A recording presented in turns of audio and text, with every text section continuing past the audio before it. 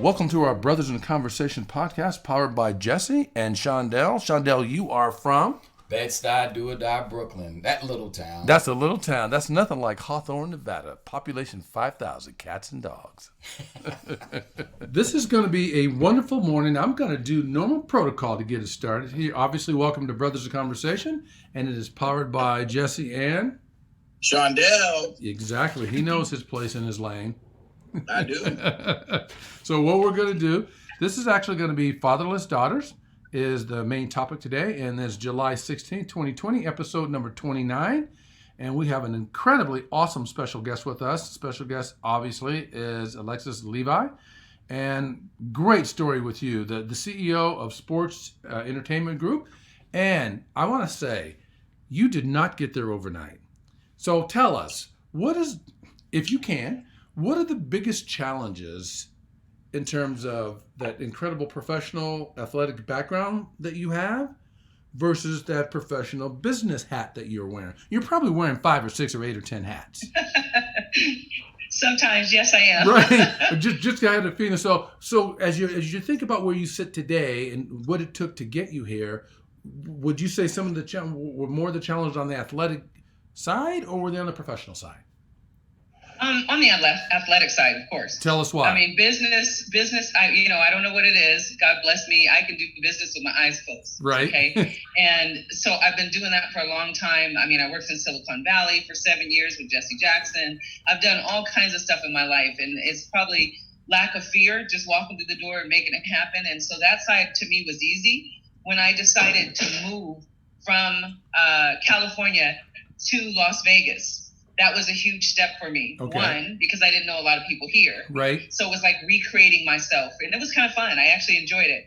And then getting into sports, which was crazy because obviously I was the first woman to do what I did in the men's sports. So I was the CEO and general manager and owner of a basketball team. That's a big deal. That's a big deal. Round of applause right there, Shondell. Thank you. So what gave you the motivation or the inclination to even take on something like that, being a CEO of a professional athletic team? Well, my friends think I'm crazy. I'm kind of like that person that challenges myself over and over and over again. And I think, stemming from the title of this show, I had a really strong dad. Right. Okay. And so I think in my heart of hearts, I'm always trying to prove to him that the seeds that he did plant in me are seeds that I'm still, reoccurring every day, every year. You had a really strong father, and he had what impact on you? Because this leads right into our main topic. Yeah. Oh, yeah, definitely. Well, one, I'll give you 2 seconds or less about my dad. He was a 6th grade education. There was 10 kids in the family. Ooh. He quit to help take care of the family. He became a mechanic on naval planes. And then he opened up 10 auto body shops, kind of like me, just kind of doing stuff. 10 auto body shops. 10 auto body shops. He was very successful. And then he loved sports. That's where I get my sports from. He loves sports. And so he was a facility manager for the Oakland Coliseum, which is now everybody knows it as the Oracle Arena in the Bay Area. Wow. What do you think of that, Shondell? You know what? That's pretty amazing. That's a lot of things that sometimes, it's hard for us to appreciate what our fathers, what they're doing until we get much older. We start going, wow, he did that, and he did that, and he did that. Right. So, yeah, that's pretty amazing. I think it's pretty amazing. Wow, I do too. And so great influence. What influence, before we slide into our big jump into our topic, so that's the influence your father had. What influence did your mother have on you? My mother was the one that put the girly side to me, because most people ask me, they go, how do you love sports so much? It's like you're a guy in one respect, but you're a girly girl in the other respect. So my mom told me how to act like a lady, how to present myself. She also was very outgoing, involved in a lot of organizations, Made for Mark. And, I grew up in an interesting situation. My last name is Levi, which is Jewish. My father was a Black Jew. Okay. His father was Jewish. And then my mom was Catholic, so it was kind of like I was jumbled up in one. In one thing. Yeah, you got. Wow, look at you, boy. You like got all these different things going on. She's it's crazy, right? She's a Molotov cocktail, Shondell. She's a Molotov cocktail. That's what she is. So I've been told that before. So look, I thought I had it bad. I got, my father was like this Black Panther street dude, and my mom was this devout Christian, so I was like all over the place. Okay, right. See, so and look at. Okay, so what happened to you? So Shondell had the Black Panther father and the Christian mother, right? And you had the father that was black in nature but Jewish in background, right? Right. Yes. And your mother was.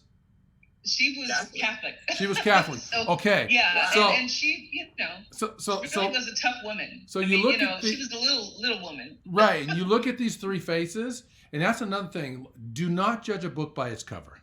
Right. That's right. Do not roll up on someone and think, because you can look at them, size them up, whether they're white, brown, black, yellow, whatever they are. Don't think you can look at them and size them up. Who would have known, looking at the three of us, that 2/3 of us on this call have heavy German or Jewish influence? Because even though I have dark skin, my role model and mentor for the hospitality industry is Larry Lewin, very Jewish. His father has the marks on his arms from Auschwitz. Yeah, that's how Jewish he is. Yeah. So and that's been that is my professional influence. But we always talk about this, and this is something that we really have to think about when we're having these discussions, Jess, because everybody has said this. Even I remember Vital, great, just a very, very diverse background. Yes, very. But this is what I'm telling people when they talk about Black lives and Black people. I am telling people, again, think about this. Is the continent of Africa is probably one of the most diverse continents in the world, right? Yeah. But people want to make us monolithic. They want to put us in a box. And that's why I always say there is no box. There is no box for us, because in what you're saying right now, remember, it was a Jewish guy that influenced my father when he was in Vietnam. They kept each other up, right? So there are connections in so many different ways that we have to understand what true diversity means. Diversity of thought came from this guy telling my father, hey, let's go back when we get back to the United States, not knowing if they're coming back, right? When we get back to the United States, let's figure out how we do better for our families. Let's get a brownstone. Let's get this. Let's get that. My father never thought like that until he talked to that guy. Well, now, see, this is amazing, because take a look at this. What Shondell's saying and what you're saying as well, Alexis, is so spot on. We cannot be stuck in judging a book by its cover. There can be so much more that people have. And he talked about Vital Germain. Vital, you look at him, most people that would look at him would think he's a black man. Very light, fair skin, dreadlocks. And then they would judge his dreadlocks too, by the way. Right, exactly. He's a very intelligent guy. And quite frankly, I'm not sure, and if he's listening or whatever, he can check me up later. I think that French might have been his first language, not second language. Yes. But he speaks French very, very fluently. But when he speaks English, you would never know that he speaks French, because he actually has a British accent. Right. So here you got a soul brother with dreadlocks. French is his first language. He sounds British. One parent is white and one parent is black. And look at the mixture and combination. It's amazing. Yeah. He's an amazing presence. And when he speaks, if you're in a conversation with him, you get there's far more to it than what meets the eye. Yeah, well, same thing for me, Jess. You know what? I don't speak Brooklyn. I've never got the Brooklyn language down. Yo, forget about it. I don't know how to talk like that. You know Brooklyn's going to call you out on that one, too. They already have. So Fatherless Daughters. Let's get into that.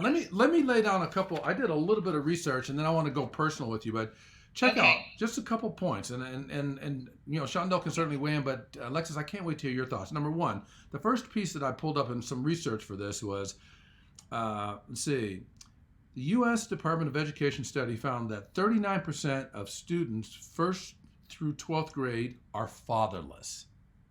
39%. Check this out. Father absence crisis in America, according to the U.S. Census Bureau, 19.7 million children more than 1 in 4 live without a father in the home. Before I go through any more stats, just weigh in on that, if you will. That's got to resonate with you. Oh, it does, because you need both parents. I mean, yes. You really do to yes. be whole. The whole doesn't come from another person; it comes from your parents.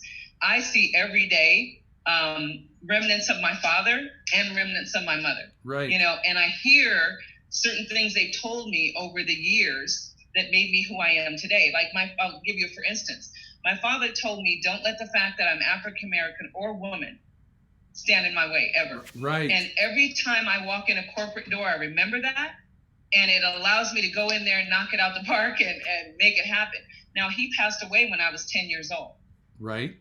So I'll tell you, I'm over 50. So that's a long time. You don't look it. You're looking good. You're looking good. For his voice to resonate, right? That's a long time for his voice to have impact on my life. Wow. Yes. Okay. Wow. So when you tell me the statistics about currently how many homes are missing one or both parents, especially for girls, and I say for boys too, because I have 2 sons. One son's father is in his life. The other son's father has now passed away. So it does impact the men. But as you hear out there, the woman becomes a woman because her father kind of issued her into a rites of passage, telling her how to conduct herself or how to judge people, men especially, how they treat her.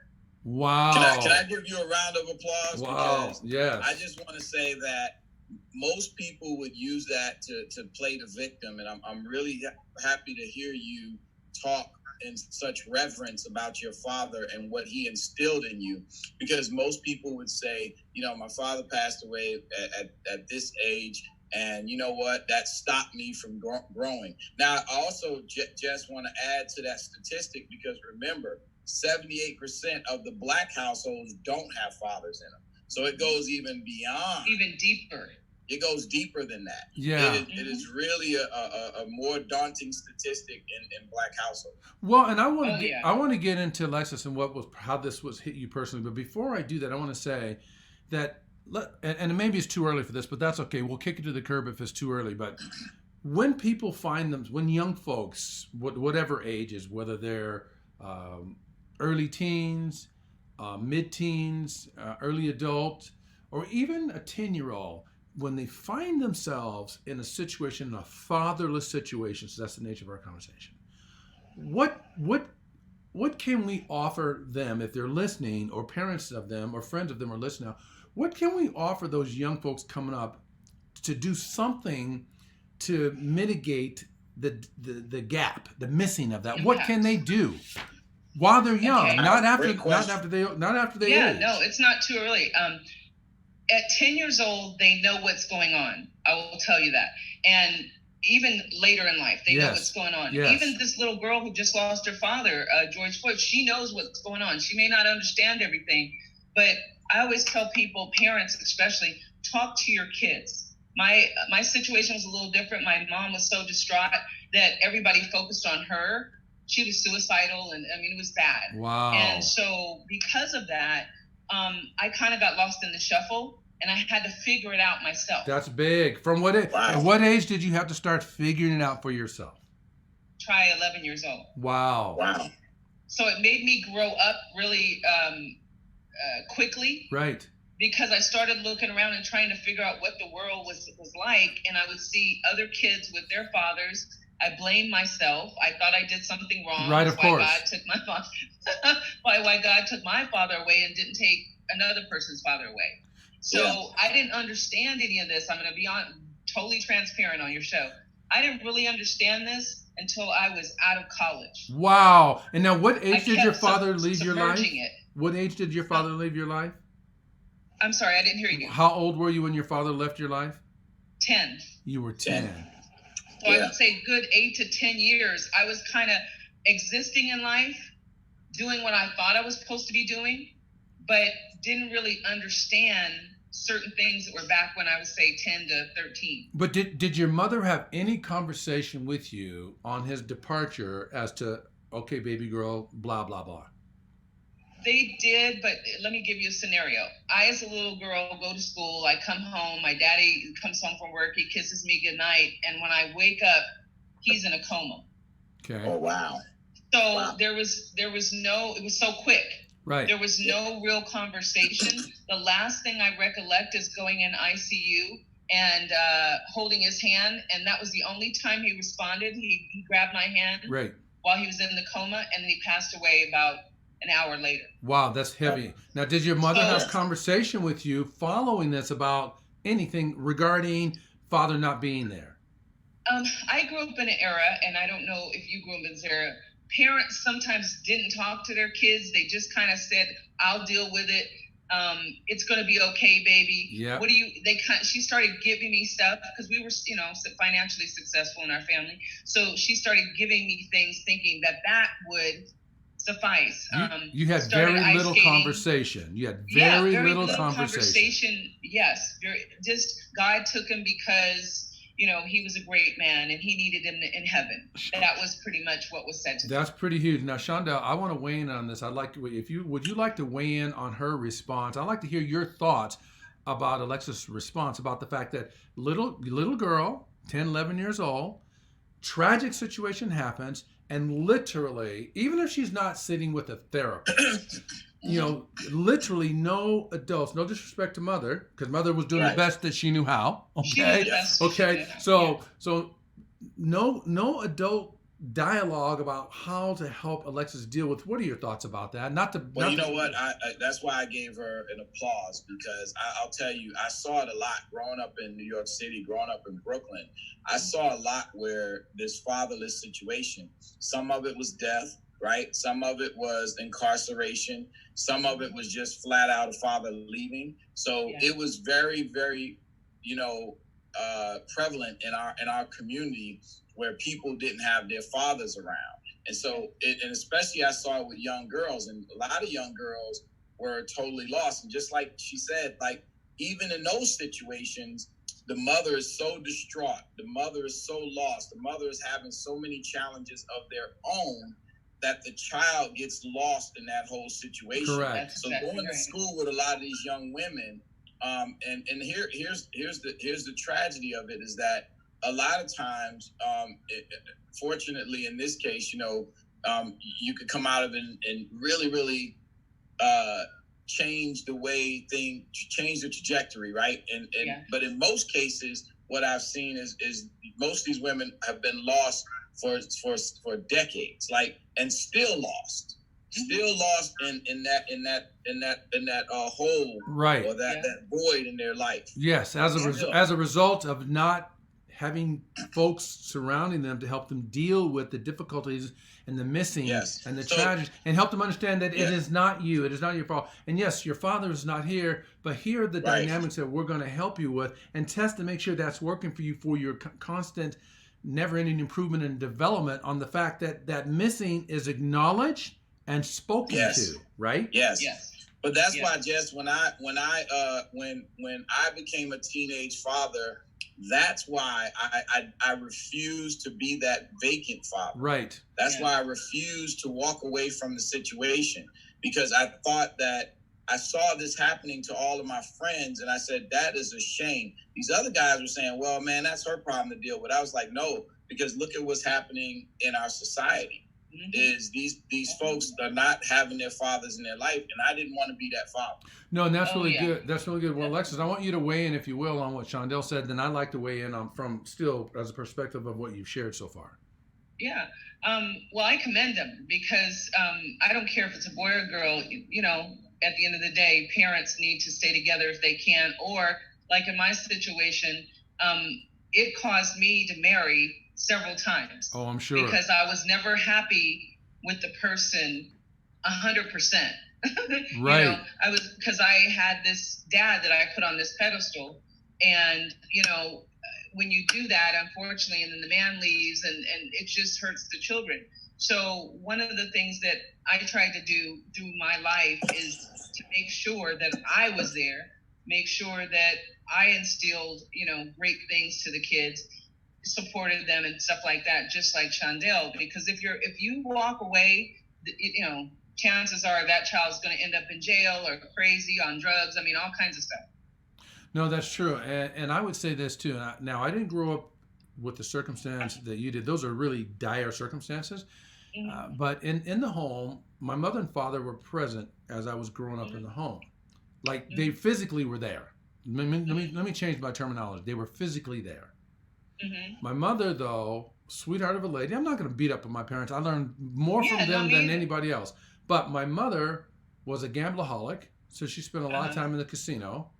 And my father was really into women, so he spent a lot of time outside of the home. Okay.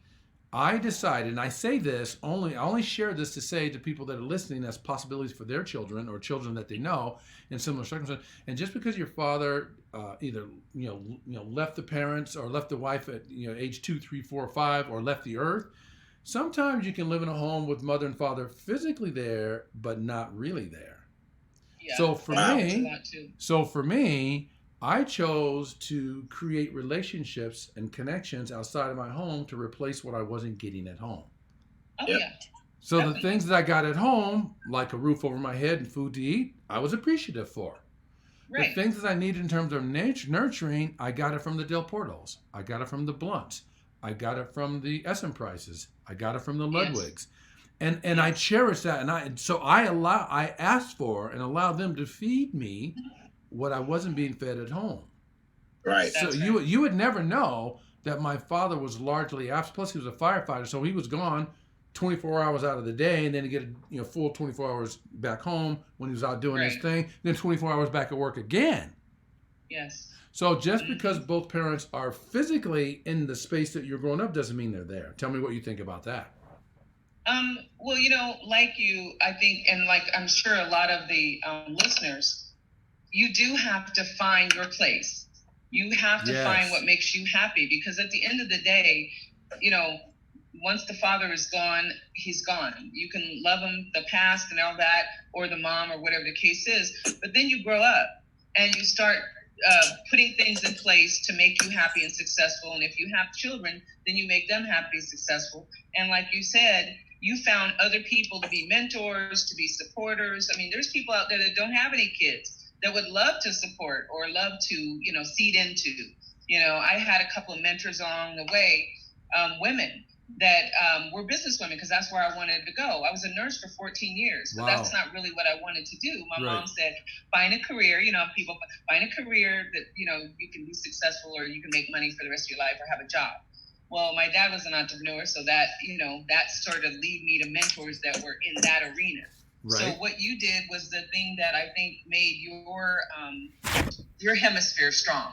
And I think that that's what you have to do. You can't, like Shondell was saying earlier, you can't get into a pity party. I can't, that would hurt me if I wallow in pain. But if I can find my happy space, or find the space that I woosah or whatever, then I can go forward, make decisions, build my own legacy for my own children, and be as strong as I can be. Exactly.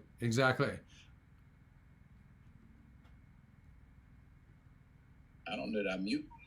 You kick in your survival skills, right? You start thinking about, okay, I have this at home. Like you said, my father was there, my mother was there, but my father was kicking it in the streets. My mother was in the church. And this is another thing people don't realize is like, they think, okay, your parents are in the church, and you always hear about preachers' kids, right? The challenge is that you have a lot of times with preachers' kids is that the pastor and the preacher and the first lady are so busy working on their ministries that they forget about their own kids. So that in my case, that was a lot what happened a lot of times. Sure. Like my mom was busy helping other kids and helping other families and helping homeless families and all of that, where we were left on the sideline. And again, not being judgmental and not really criticizing, but that's what they knew what to do as parents. And so I looked outside of my home for a guy who was an entrepreneur who taught me what I know today, and looked at other people as, role models and folks. And we talked about this, like I spent 5 years in Vermont in my summers, and I was on a farm. Yeah. So again, going back to judging a book by its cover, but guess what? A farm taught me hard work. It taught me how to get up early and get started early. Like, I get up early and I get started early all the time, but I've been doing that since I was 8 years old on that farm. So I think a lot of things that we look at, and one of the things that I know, I talk to Dinesha Mingo all the time. She's like one of my adopted daughters, right? But she talks about self-actualization. And I think that's one of the keys, and you talk about it a lot too, Jess. Self-actualization, like understanding yourself, understanding the power within you, and coming to that point where you understand your purpose. And I think that's the challenge for most people is when you talk about not having a mother, not having a father, not having people in your lives, you're searching for something. And I agree with you that you start measuring folks based on, your experiences and the things that you have with your parents. And I know my daughter, and I tell you, Tiara's probably watching this too, because Tiara will tell you she measured every man based on her dad. Like she was like, right. My dad did this and my dad did that. So why can't you do that? And I'm like, that's totally unfair. But she's like, that's who I know. Right, and that does happen, and that influence comes from both, children from both sides of the parents, for sure. But something that you both said that I wrote a quick note down was, here's what a lot of people don't get. You're saying it, and I know they're hearing it, but I don't know that everybody gets this, especially during the time. People that grew up without a father, because this is our subject for today. Even if the father was in their lives growing up, I don't believe that it was intended to get everything from your parents. No. Yeah. I think you're supposed to get it from a teacher. You're supposed to get it from a role model. You're supposed to get it from a mentor. You're supposed to get it from a friend. You're supposed to learn something from your best friend's mother or your best friend's father. I think it's a potpourri of development, and we're all walking amalgamations of self from what we've gained from all over the place. The problem is, when you do not have that father, say you're a fatherless daughter. Yes. You don't even though you may be doing all of what I just said, you still feel like something's missing. Oh, always. And the reason why, at the base level, in my opinion, the root level, is because you don't fit in with all the other kids that have both of their parents, that has their fathers. You see what I mean? Yeah. So you're seeking to fit in an impossible situation. He is not here. And you don't know how to reconcile that. So even though you may be doing all the stuff we just said, we need to get to that little gap that helps them understand that they don't have to hustle to fit in, to have everything that everyone else has. They can fit in with just what they bring. Right. What do you think of that, Alexis? It's funny that you should say that.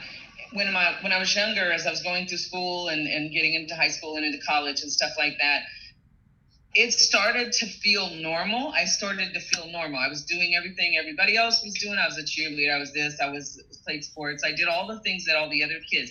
When it hits you is when there's a father-daughter dance. Oh. And you can't go. Or there's, like for me, when I became engaged to get married, my dad couldn't walk me down the aisle. Oh, man. His best friend had to walk him down the aisle, which I was appreciative, but it wasn't the same, right? Right. But I didn't, like I said, I didn't wallow in self-pity. I realized what it was, pulled my bootstraps up and kept it moving. But in my heart of hearts, I know that it has affected me from the time I was young to the time I'm in my 50s. Right. Right. And unfortunately, as you were saying, Shondell, about your daughter, when you have a great dad, what you measure as a great person and they were good to you and there was no negatives or things that you can call on that was negative, it is hard because you will measure every man that comes in your life that may love you to death, but you'll measure them by your dad's success. You'll measure them by your dad's personality, or like I was telling somebody the other day, I'm a hard worker. My dad was a hard worker. If I run into a male that's not a hard worker, it's really hard for me to appreciate him as the person he is. Right. I measure him against those, high ladders that he set, just like you, Shondell. So, I mean, I think you learn to, in answer to Jesse, you learn to deal with it. You learn to create other scenarios for yourself. But in the back of your mind, like I said, you asked me, how am I so crazy and why do I keep doing things and building things and moving things. I think I'm always seeking his approval, Right. even though he can't come back and say, I approve. Fair enough. And thank you for that, because a lot of listeners and people watching the program and listening, that's going to be very powerful, because people, that resonates, because that's really what's happening. And I would say to those listening or watching this or sharing this information, listen to what Alexis is saying here. But I really believe that there's got to be something that can help mitigate all of that. And what I would say to that is this, and I wrote a quick note as I was listening to you. Okay. What if we taught Alexis at age 11? Try me out. I may fail with this. I hope I don't. I hope I don't. Shondell will save me if I do. But let's go back to Alexis 11. Okay. What if let's assume that I was a person in your life. I didn't have a title, but I was a person in your life. What if I taught you how to embrace a surrogate? Okay, when there's a father-daughter dance and your father's not here, what if I were to offer you a very proud and powerful and energetic and exciting surrogate or stand-in or father figure, and this person served that role, and even though with your beautiful olive, lovely skin, this guy was shiny white with blue eyes, but he was your father-daughter. Yeah. And he loved you and cared about you, and he was happy to stand in, excited that you chose him. What if we chose meaningful, powerful surrogates and stand-ins and father figures? Would that have any value for a little 11-year-old? What if you grew up with that from 11-year-old to now 50 plus? Would that have made a difference, do you think? It definitely would.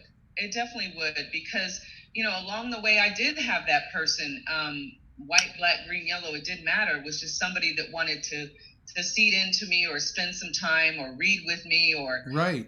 Take me skating or supporting some of my sports, endeavors as a kid, or even life endeavors as I got older. You do have those people, and it does make a difference. If I didn't have those people, Lord knows where I would have been. Right. So are you saying there's still a missing even with those people? It's not a missing anymore. Nice. I don't miss, it, but I still cherish it. Okay. Yeah. I cherish the relationship I had and what my father taught me, but I also appreciate, one of my mentors when I worked for him was Jesse Jackson. And some people have their thoughts, yay, nay, we like him, we don't like him, whatever.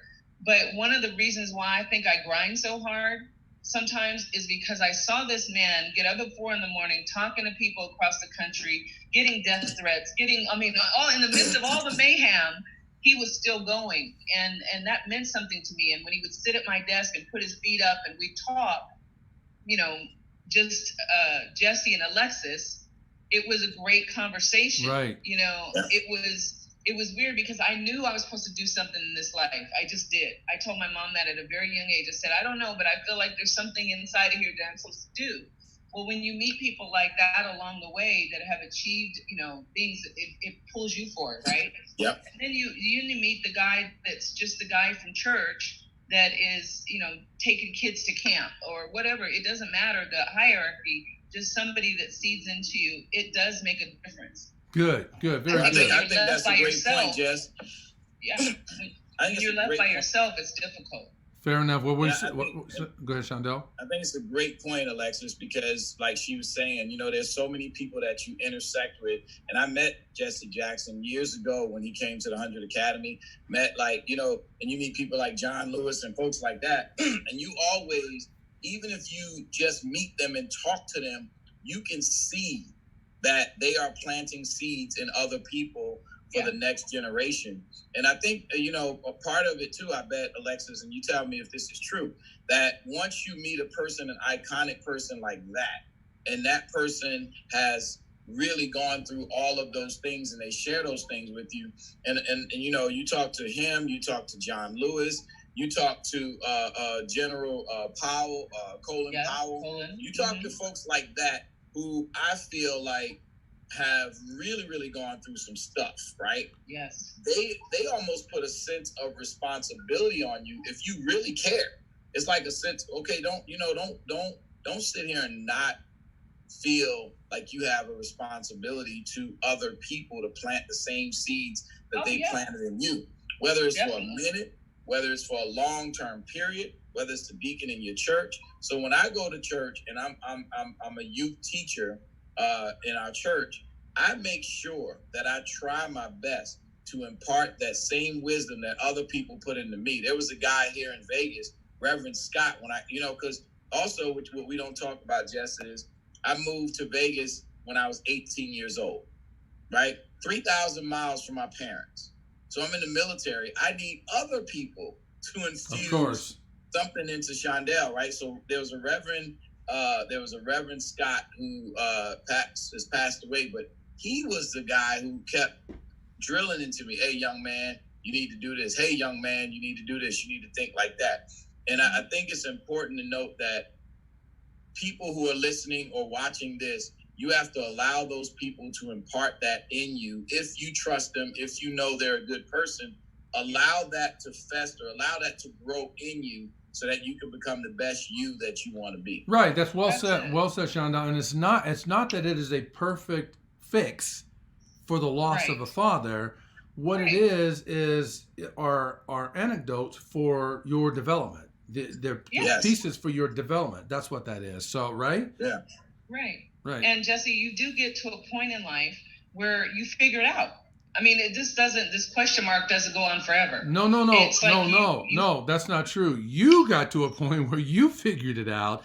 I think a lot of people, Alexis, don't figure it out. I know some cases right now, and I won't tell whole stories because I don't want to get in trouble for not having permission. but I know some women that are in their 40s, and still weeping about not knowing who their father was. And still, see, that's a little different though. Not knowing is different. See, I knew. Okay.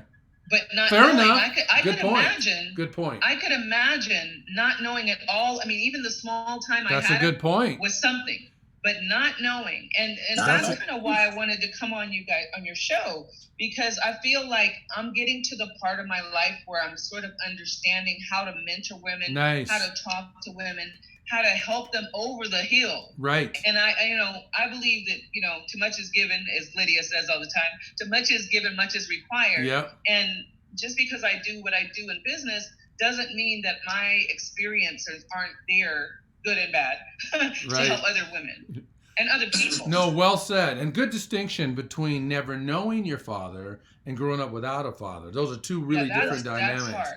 So that's true. Well, let me read a couple more statistics and let you weigh in, and then we'll pop over to Shondell. How about this? Daughters of absent fathers are more prone to depression. 1 point. Another point, if they don't deal with the cause of their sadness, an absent dad, they may never be able to develop healthy relationships with men. Go ahead. Amen. Is that spot on? I fall in that category. I'll tell you. I had and we don't want to get into the whole story, but I was very sick at one time. I went into a coma, I had an accident, and so forth and so on. And I didn't know that things affected me so bad because I didn't go to counseling. Right. Okay. I mean, I'm like, I'm fine. I'm still that way, right? I went to a counselor who was helping me deal with this stuff, and she tapped into something, and I just cried for an hour. Wow. And I mean, I just booed. I never booed like that, right? I just cried and cried and cried and cried and cried and cried. And I knew right then that she had healed me, because it was something in the bottom of pit of my stomach that wasn't allowing me to succeed as much as I could, or go forward in life, or allow people to love me, because I was too worried they're gonna hurt me. Wow. Yeah. Yes. Or they're gonna leave. Or they're gonna leave. Yes. You're gonna leave anyway, so I'm gonna drive you away. Yes. Yeah.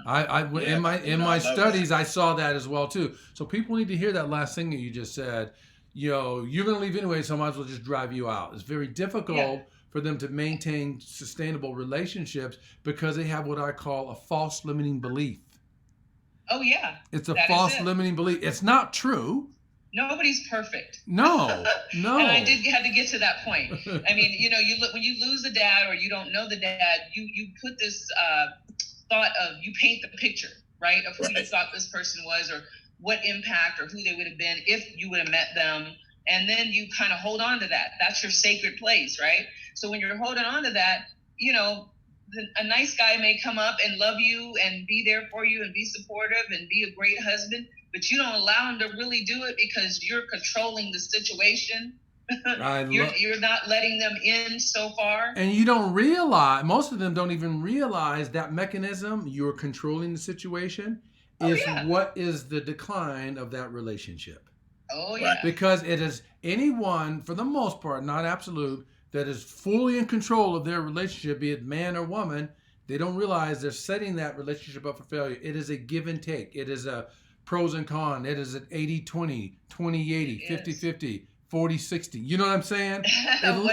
You know, no, my point is it's like a pendulum. It's all over the place, and you have to allow the flow of that. If you're controlling that, then you're constricting its development.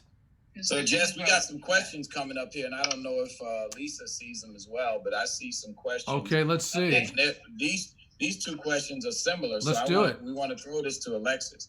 One was from Colleen Collins. I hope I'm saying that right. How do we get over that? But in follow-up to that, Raven asked the same question. So how did Alexis deal with that, or deal with herself and to heal in that situation? I guess when you let it go, how did you deal with that? You know what it is? I failed in 3 marriages. I'm being transparent.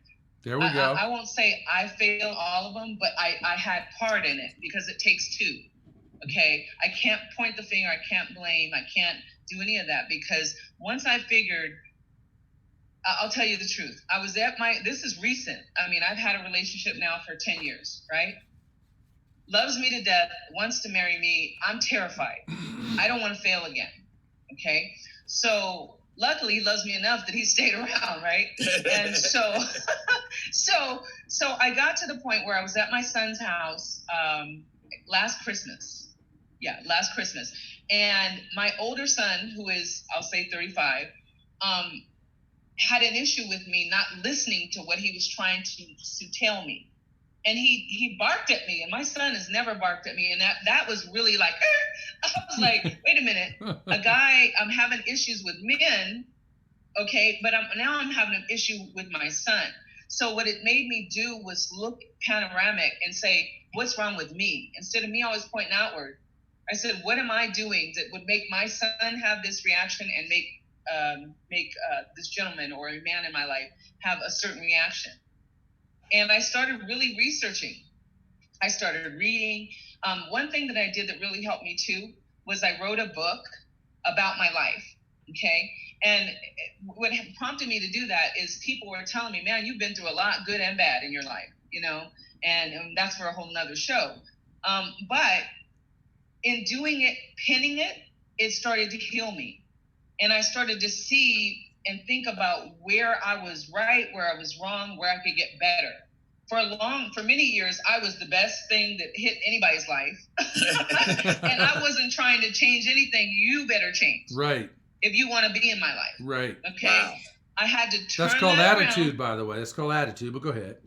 I had to, because I'm like, okay, I'm getting older. Do I want to still keep doing this at 80? No. Okay. So if I don't want to do this at 80 and I want to have a good life and I want my life to be joyful and for my kids to be joyful, and, you know, I was that mom where I put everything into these boys and they now are successful and they've got their own lives. And, you know, so now it's time to take care of Alexis. It's time to look at what Alexis needed to do to become a better person. I like that, Alex. Now, you've answered that question very well. Was it Raven and was it Colin? What did you say, Shondell? It was Raven and Callion. Callion. Raven and Callion. If I'm probably not saying that right.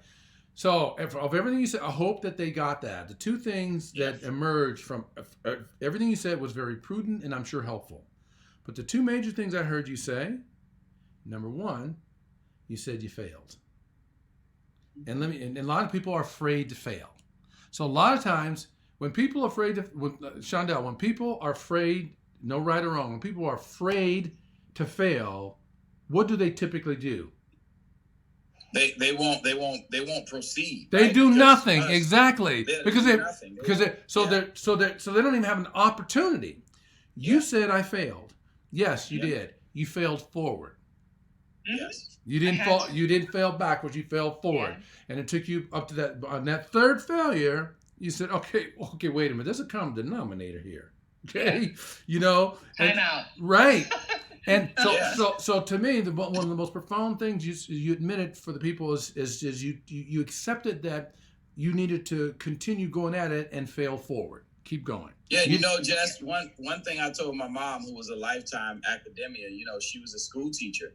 And see, so when we were growing up, we look at failure as devastation. It's like, oh Right. man, my life is That's over right. because I got this F. But as an entrepreneur, we look at failure as an opportunity. We look at it as a speed bump. We're like, okay, I failed at this, but let me move on and let's move to the next space. So a lot of those entrepreneurial things that your father planted in you is, you know what, I failed, but you know what? And we do this well, we become accountable. We say, okay, That's even it. though this pandemic put me in this situation, I refuse to fail, right? I refuse to allow the pandemic, I refuse to lose the COVID-19. I'm going to move forward. And I think that also applies in your personal life. It's like, because I did the same thing in my first marriage. I looked at everything that I did wrong. And I said, you know what? I know it takes two, but I'm going to figure Shondell out. Right. I can't really, you know, like my grandmother used to say, and she had don't put it on her. She had a 4th grade education. She said, you can't re-raise anybody. And I know re-raise is not a word, but if I ever corrected her, she would slap me upside my head. So when it came down to it, you just got to really look at yourself and say, what can I do to be a better person? That's why, the marriage with Arlene really flourished, because I looked at that other marriage and looked at the things that I did wrong, and then also allowed us to mature together. Right, and so like Alexis, you learn from those losses. Whenever you lose in life, don't lose the lesson. You ascended. You came up from those failures, so that they wouldn't hold you down and keep you trapped. So to me, I thought that was very powerful as an offering. The second offering, as you said, you wrote a book. Now, not like every one of us has a book in us, but not every one of us will write a book. Writing a book, to me, is as close to getting pregnant and going 9 months and having a baby that a man will ever get. I know. Well, you can journal. You can journal. I was going there, smarty pants. So I want to let people know that everybody can't write a book. So if you're one of the folks that thinks I can't do it, and I'm not Alexis, well then like Alexis says, journal your thoughts consistently. Whenever I'm at my most challenged state, no matter what it is challenging, whether it's personal, professional, intimate, just a friendship, if I'm most challenged, I pop down and I journal, and just to get those thoughts out of my head and somewhere doesn't allow them to keep seeding in here and staying. So that's very good. The book idea is brilliant, but if you feel you cannot write a book, journal. And Alexis, what is it's healing. It's very healing. Cathartic process, big time. Yeah, it's very healing. I was going to say really quickly, anytime you can write something down and read it yourself, about yourself, or, even if it's relationships, or like you say, some emotional feeling that you're still feeling for those women that are on the line that never connected with their father.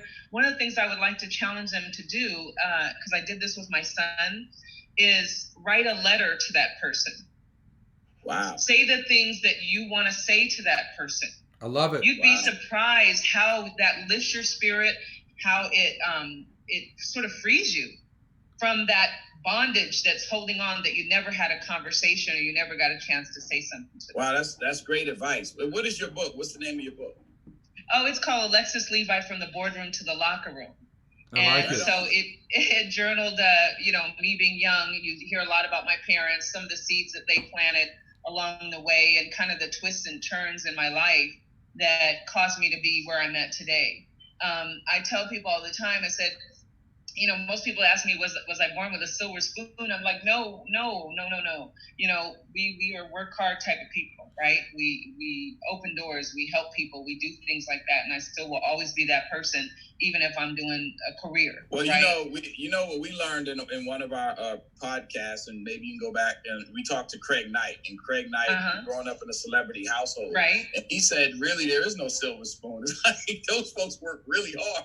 So I think that a lot of times people think that you grow up with a silver spoon because they see where you are right now. You planting a flag on this mountain, but they don't see you climb the mountain. So I think yeah. that's real important. But I know that you have really helped a lot of people, because I'm watching a lot of people clap and do all these things on Facebook. So they're really, really digging how you're answering and you're dealing with situations that I'm sure they're familiar with. So Jess, is really great that we even, talk to people like Raven and Carleon and folks who are really getting into the conversation. I really applaud you for doing that. That's really cool. It helps me too, I'm still a work in progress, and being able to help another person, woman, man, whatever, kind of get through those hurdles. Sometimes we just need somebody to talk to. And if we don't have somebody to talk to that's been through what we've been through, then it's kind of hard to relate. So like you guys are saying, somebody could tell somebody who hasn't been through it, how they would get through it. But the person who feels that pain every day, or goes through, getting rid of the pain and moving forward, can help drag that person along. No, it's huge, huge. And this is a little bit, I'm stepping back just a second, because you talked about what they could do in terms of healing is they could write a letter. I like that. I would say this, even elevate that, write the letter, send it out into the universe. Yes. And let it come back to you. Like, in other words, address it to you. Let it come back to you. If it's very heavy baggage and difficult things that have been weighing you down, and you express that all in that letter, when that letter goes out in the universe and it comes back to you, burn the letter. Yep. I've heard that because methodology too. Well, because now, and even if you decide to keep it and tuck it away somewhere or whatever, that's fine. But I think writing the letter is huge. Sending it out to the universe is like your voice speaking to the universe about that matter. Right. Yes. To me. Yes. So I think that's a great idea. Well, anything, as we're about ready to wrap up this session here, is there anything you'd like to share with our watchers or listeners in terms of this whole how to rise from circumstances of fatherless daughters? Right. I'm going to say something that I wish somebody would have told me a long time ago. It's not your fault. Nice. Okay? It's not your fault. We all, every one of us, I can tell, everybody, I know everybody's went through anything like this, somehow in the bottom of our stomach thinks we did something wrong. And that's why we're dealing with this and other people are not. I think that once you figure out it's not your fault, you'll be able to go forward in life and maybe help someone else, like you say, journal it, pen it, take small steps forward. This was not where I'm at right now, where you're healing right now, was not a year. It was not 5 years. It was probably a good 30 years that I had to go through transformation to get to the point where I feel confident, good about myself. I love myself again. I don't blame myself for things that I didn't do. and had no control over. And quite frankly, I hope that this broadcast has someone listening that rather than it takes them 30 years, maybe it takes them 3 years. Yeah. Maybe it takes them a few minutes. I was going to say, or 3 months, or 3 weeks, or 3 minutes. Yeah. Maybe what you've offered here, Alexis, can bridge the gap of time so they don't have to endure 30 years of hell.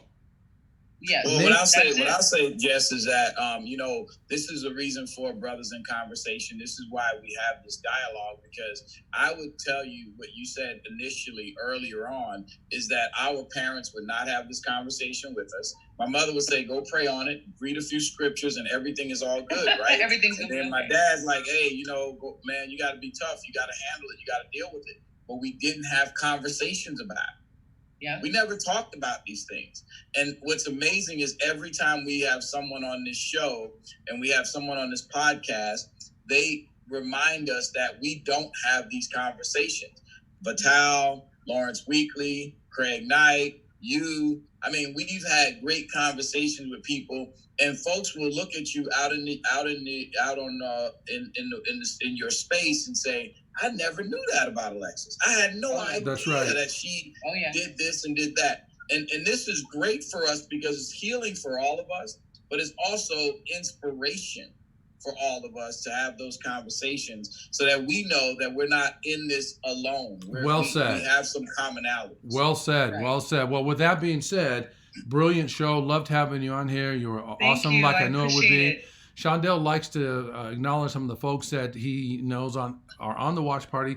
Lisa may come up. I'll let Shondell go first if Lisa wants to come up. Yeah, Lisa may have all the same folks. I got Michael Elliott, Ball and D from 105.7. Wow, like real radio people. I like that. Radio people, Oh, yeah. good. Chauncey Moore, Christopher Lowry, Belisa Johnson. I know her well. Ed Weathers, Letitia, Belinda, Jacqueline, Salam, Sherry, Vivian, McShawn, Daisy, Trisha McLaurin, the president of the 100 Black Women, Iris, Raven, Claire Thomas, Francine, my cousin out of Brooklyn, Francine, Steve Hollingworth, he goes to my church, nice.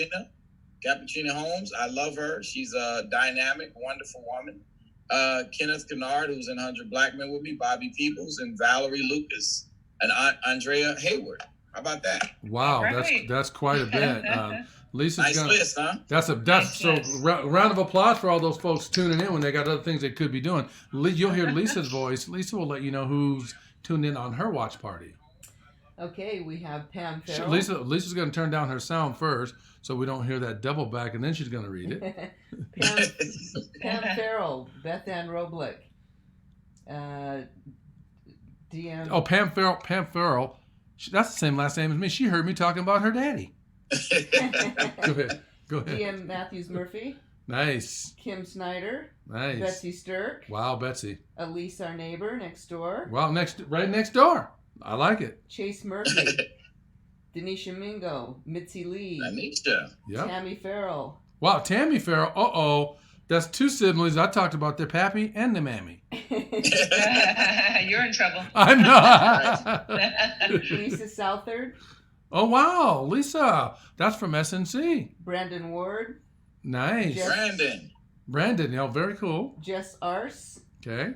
Edward DeMarco, and he said, it's truly bad when one parent talks bad about the other parent. What's worse is when one refuses to allow the other in their lives. Yes. Ooh, that's so hard. It's Oh. by the way, you tell him that's a whole nother program. That's Yeah. a whole nother program. When- we can talk about that too. Yeah, when one doesn't allow another one to be in, that's just Not good. It's Not so good. damaging. Go ahead, Liz. That's so hurtful. Very for everybody. And so then he says they endure all the emotions. Yes. Yes. He said, great show. All right, team. This was All right. awesome. Loved having you Thank you. here. Glad Shondell snuck in there and did his little Shondell groove. He's got a groove about him. He can't help it. And we always like to close this with one great moniker that we've used, and it's a motto that we all live by on some level. And Shondell will finish it. I'll start it. It's all about How you leave them feeling. outstanding. Take care, team. Thank you. Thank All right. you. All right, bye now. Great job.